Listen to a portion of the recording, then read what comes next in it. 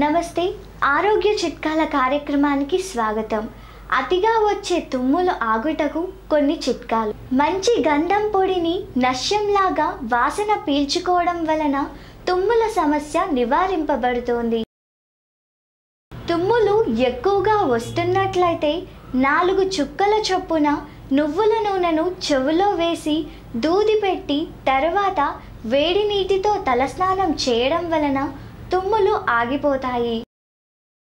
2 చుక్కలు వేయడం వలన అధికంగా వచ్చే తుమ్ములు తగ్గిపోతాయి. అరకప్పు నీటిలో 1 టీ స్పూన్ సోంపు గుంజలను వేసి బాగా మరిగించాలి. దానిని వడబోసి ఆ ద్రవాన్ని ప్రతిరోజు ఉదయం సాయంత్రం 1 టీ స్పూన్ చొప్పున సేవించినట్లయితే తుమ్ములు నివారింపబడతాయి.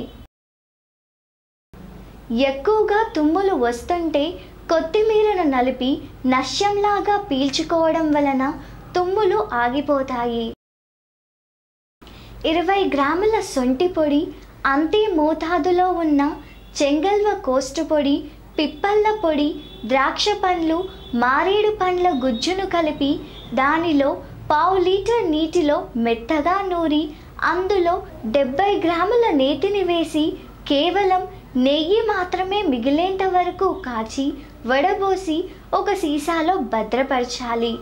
ముక్కులో 4 చుక్కల చొప్పున అదే పనిగా వేస్తుండడం వలన తుమ్ములు ఆగిపోతాయి.